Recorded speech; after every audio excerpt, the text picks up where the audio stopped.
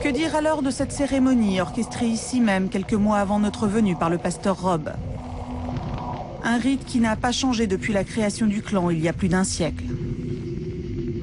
Les mêmes cagoules, les mêmes croix enflammées de ceux qui lynchaient les Noirs jusqu'à la fin des années 60.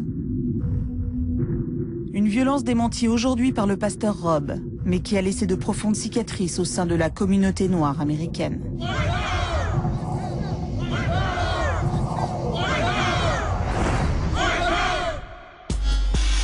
Une violence qui, semble-t-il, n'a pas complètement disparu dans le sud des États-Unis.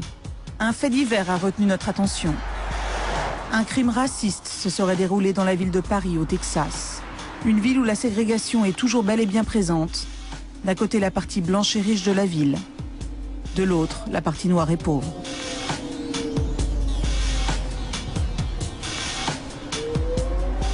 Brenda Cherry est une militante des droits de l'homme. C'est elle qui a alerté les médias sur l'affaire. Elle nous conduit sur les lieux du crime. Là, c'est la place des fêtes sur votre droite.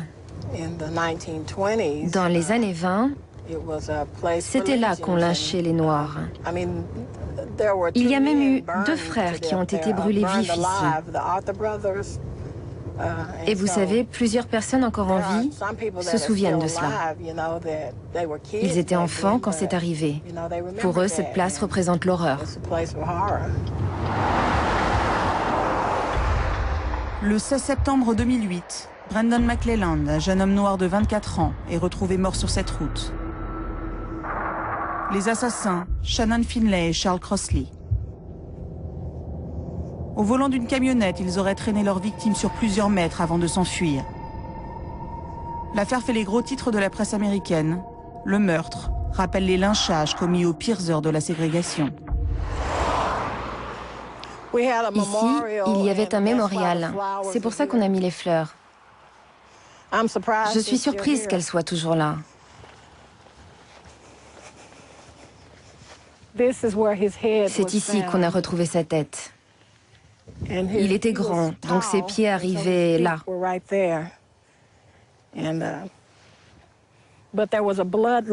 Il y avait une traînée de sang qui allait du panneau vert là-bas au panneau vert dans cette direction. Je ne crois pas que l'enquête ait été bien menée, car quand je suis venue ici la première fois, j'ai trouvé des morceaux de son crâne, de l'argent et toutes sortes de pièces à conviction sur la route que la police aurait dû ramasser. Il n'y aurait pas dû y avoir de morceaux de son corps laissés sur cette route. C'est un manque de respect et ça montre qu'ils ont bâclé l'affaire. Dans les années 60, on pouvait faire ce qu'on voulait à un noir. Et même si on était jugé, on sortait du tribunal libre comme l'air. Et j'espère que la même chose n'arrivera pas à Shannon Finlay et Charles Crossley. Brandon McClelland, la victime, habitait cette petite maison dans le ghetto noir. Il vivait ici avec toute sa famille, ses 3 tantes, sa mère et ses grands-parents, avec pour seul revenu les aides sociales. Jacqueline McClelland est la mère de Brandon. Son bras était détaché de son corps. Et une de ses cuisses s'est déchirée aussi. Une partie de son visage était déchiquetée. Ça, je le sais. Il était si défiguré qu'on n'a même pas pu avoir un cercueil ouvert à son enterrement. Son crâne a explosé sous le choc.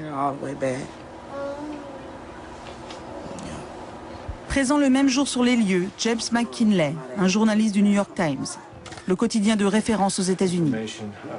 Avec sa photographe, il a fait 3000 km pour couvrir l'affaire.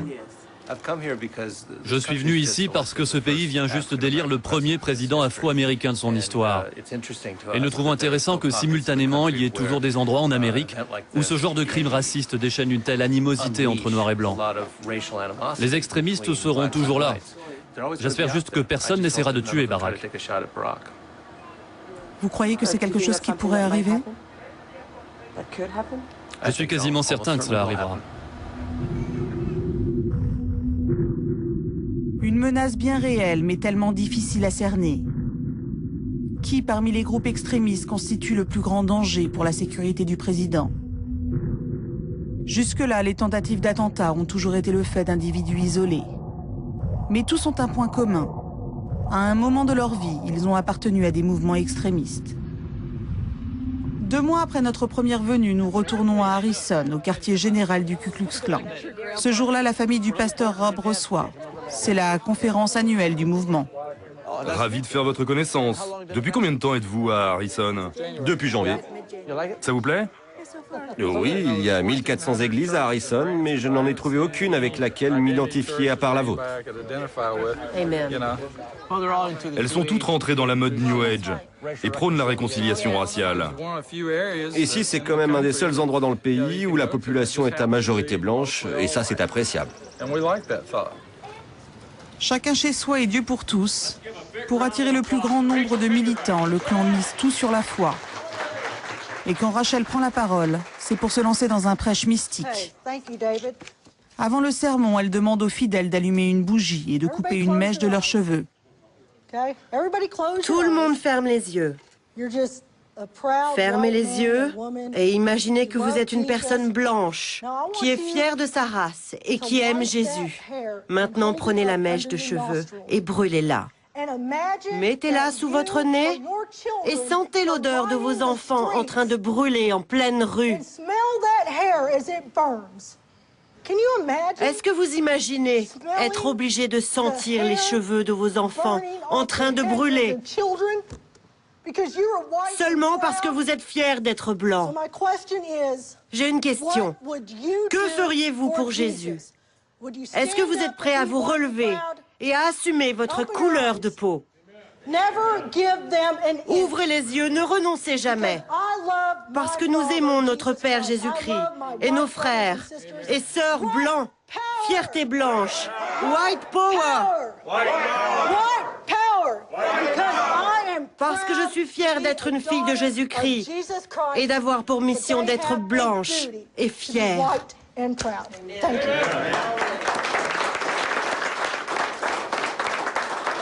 La réunion dure tout un week-end. Pour les enfants du clan, l'illusion d'une colonie de vacances ne dure pas longtemps. Il est temps de rentrer, les enfants. D'ordinaire, ils sont éduqués par leurs parents à domicile.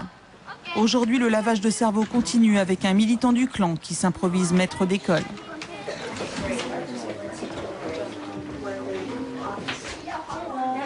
Silence. Comment ça va aujourd'hui? Seulement bien. Est-ce que vous savez l'unique chose que toutes ces batailles avaient en commun? Qu'avaient-elles tout en commun? Dieu les aidait. Dieu les aidait, oui. Et comment étaient les gens? Ils étaient Blanc. Et ils se battaient contre qui? D'autres blancs? Des Noirs. Oui, des Noirs, des Africains, des Mexicains, Des Juifs. des Perses, et puis des musulmans, même si l'islam n'existait pas encore. Vous savez qui est cet homme? Ce qu'il a fait? C'était un général. C'était un général, mais encore. C'était le fondateur et le premier directeur du... Ku Klux Klan. Oui, du Ku Klux Klan. Bravo, Maggie. Après la classe, des chants patriotiques ou ici atelier peinture, toujours dans la même tonalité. Des dessins à la gloire du clan et de la fierté blanche.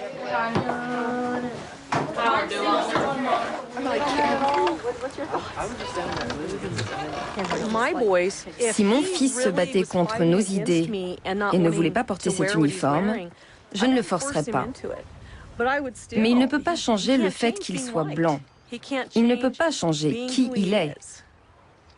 Uniforme ou pas, nous sommes blancs et notre passé est notre passé. Notre mission est de faire revivre notre pays comme il était avant. On devrait avoir un président blanc au pouvoir. C'est ma conviction. Pendant ce temps-là, les plus grands sont rassemblés autour d'un journal local. Un article évoque la mixité raciale dans les écoles de l'Arkansas, un sujet sensible pour les ados du clan. Les écoles sont maintenant intégrées et ont d'autres races que la race blanche. Elles sont mixtes. Quelle honte! Au bout de 26 ans. Vous préfériez quand les écoles blanches étaient interdites aux Noirs? Oui, c'était bien mieux quand les races étaient séparées dans les écoles. Il faut être séparé pour pouvoir garder sa culture et sa lignée. Sinon, vous perdez votre identité raciale. Et ça, ce n'est bien pour personne. Ça ne veut pas dire que je hais les Noirs. On leur dit bonjour, on est poli avec eux, mais ça ne veut pas dire qu'on recherche leur compagnie ou qu'on essaye de les connaître. Vous savez, dès que l'on commence à parler ou à s'amuser avec eux, de plus en plus de choses deviennent acceptables et très vite c'est le cercle infernal. Et quand vous vous en rendez compte, il est déjà trop tard. Que voulez-vous dire? Imaginez que vous les avez autour de vous, ce sont vos amis, et tout d'un coup, vous remarquez que l'un d'eux est mignon, qu'il flirte avec vous. Et c'est là que commence la mixité des races, et nous ne pouvons pas l'accepter. Les jeunes du clan, une nouvelle génération d'extrémistes qui inquiète les spécialistes. Les enfants qui ont été élevés dans l'extrême droite sont très souvent les plus dangereux de tous. Nous avons déjà vu des enfants élevés par des parents d'extrême droite devenir des tueurs en série. Ils ne viennent pas dans ces groupes parce qu'ils sont fâchés contre le monde entier. Ils pensent qu'ils ne font rien de mal. On leur a inculqué depuis le plus jeune âge que c'est ce que Dieu attend d'eux et que les Juifs et les Noirs sont des êtres sataniques. Donc ils tuent parce qu'ils pensent faire du bien à la planète.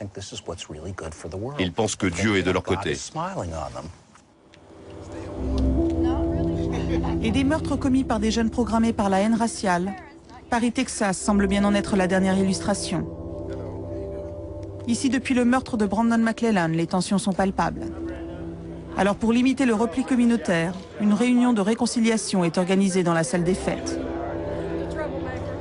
Nous retrouvons Brenda, la femme qui avait dénoncé le meurtre raciste. La rencontre de ce soir, c'est elle qui l'a organisée. Nous sommes venus ici parce que nous nous faisons du souci pour notre communauté et pour les relations raciales dans notre ville. Nous voulons la vérité. La mère de la victime est présente. Les forces de l'ordre local également. Personne dans la ville ne cache le malaise qui s'est installé depuis la mort de Brandon. Il faut que tous admettent qu'il y a un problème. C'est ça la solution. Et pour l'instant, personne ne veut vraiment l'admettre et chacun campe sur ses positions. Nous avons fait cette réunion pour nous réconcilier, mais nous sommes loin d'y être arrivés. Dans l'Amérique d'Obama, des réunions comme celle-ci sont encore à l'ordre du jour. Son élection n'a pas suffi à gommer l'image d'une Amérique en noir et blanc. Et la nouvelle génération d'extrémistes n'est pas prête d'oublier la couleur de peau du nouveau président.